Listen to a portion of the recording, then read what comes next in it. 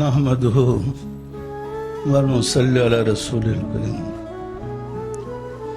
সম্মানিত আশিক রাসূলেরা, আপনারা আমার সালাম গ্রহণ করুন।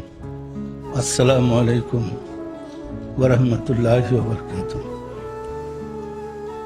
সম্মানিত আশিক রাসূলেরা, আসলে আল্লাহ রাব্বুল আলামিন মানুষকে সৃষ্টি করেছেন আল্লাহকে পাওয়ার জন্য, আল্লাহকে চেনার জন্য এবং আল্লাহতে পৌঁছার জন্য।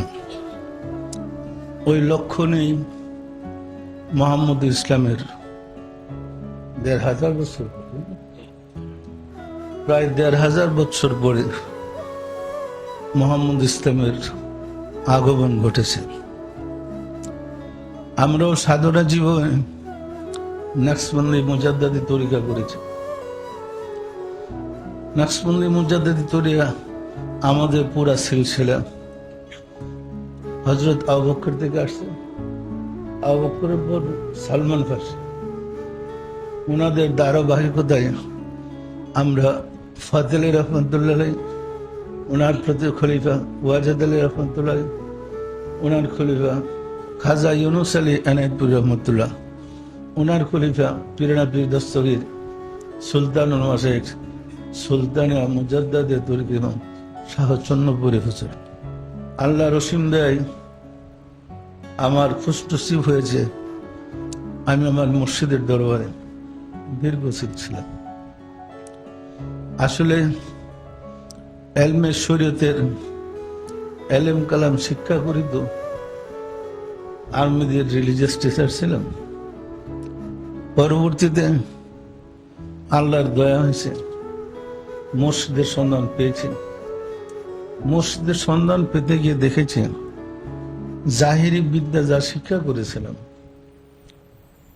তাসাউফের বিদ্যার সাথে স্ববিরোধী। তাসাউফের সাথে জাহিরি শরীয়তের মিল নাই, কারণ জাহিরি শরীয়ত এটা রচিত মানবের দ্বারা, আর তাসাউফ মানুষের দ্বারা রচিত নয়। তাসাউফের শিক্ষাটা রাব্বুল আলামিন থেকে রাহমাতুল আলামিন, রাহমাতুল আলামিন থেকে সিনা হয়ে আজ পর্যন্ত ধারাবাহিকতায় চলে আসছে। ওইটা হলো সিনাই বিদ্যা, এলমে কাল বলে, এলমে মুকাশেফা বলে, তাসকে নফস বলে, যে নামই ডাকেন, মূল হলো আত্মাময় জগতের বিদ্যা।